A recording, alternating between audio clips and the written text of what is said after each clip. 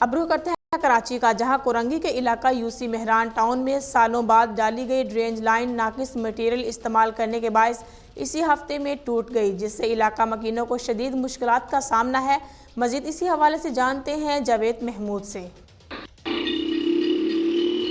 جی بالکل، Yossi Mehran town کے sector E6 میں لاکھوں روپے کی لاگت سے ڈالی گئی ڈرینج لائنیں الاٹمنٹ صحیح نہ ہونے اور ناقص مٹیریل استعمال ہونے کی وجہ سے اسی دنوں میں جگہ جگہ سے ٹوٹ گئی ہے، جس کے باعث گندا پانی گلیوں میں تالاب کی شکل اختیار کر گیا ہے۔